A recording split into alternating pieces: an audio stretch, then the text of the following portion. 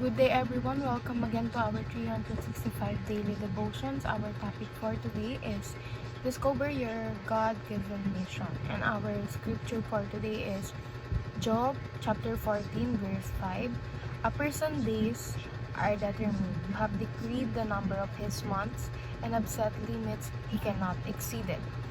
So sa Tagalog, sa simula pa'y itinakda na ang kanyang araw at bilang na rin ang kanyang mga buwan. Nilagay naman na siya ng hangganan na hindi niya kayang lampasan.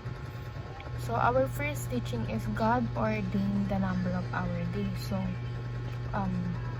alam ng Panginoon or pinlano ng Panginoon kung anong petsa, anong oras tayo mabubuhay, and alam niya din kung anong oras or petsa niya tayo kukuhain.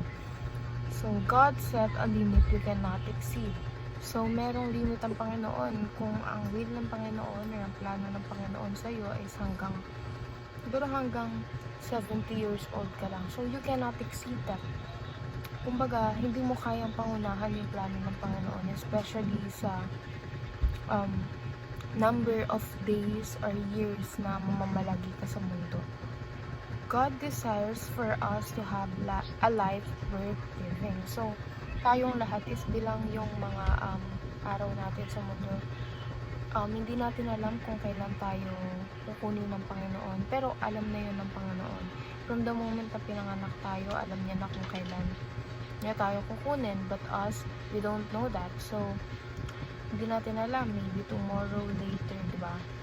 And yung parang principle na yun yung nagpupush sa atin to have a life that is worth living. Ibig sabihin, gawin nating worth it ang bawat araw.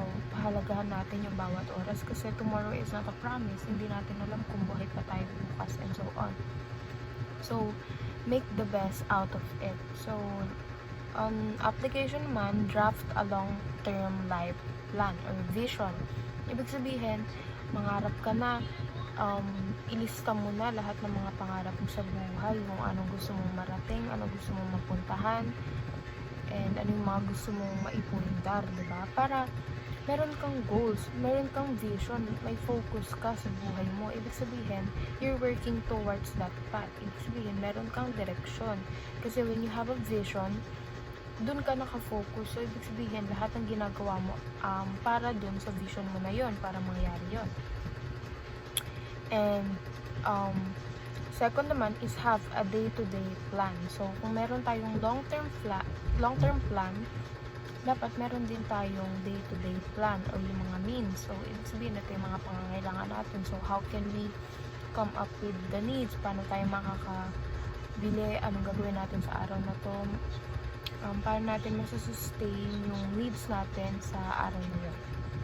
And third, or the last one, is commit to your God-given mission. So, kung ano yung sa tingin natin na purpose natin in life, doon tayo mag-commit. Doon tayo umayon sa kalooban ng Panginoon. Kung paano ang Panginoon na pinlano yung buhay natin, doon tayo mag-focus.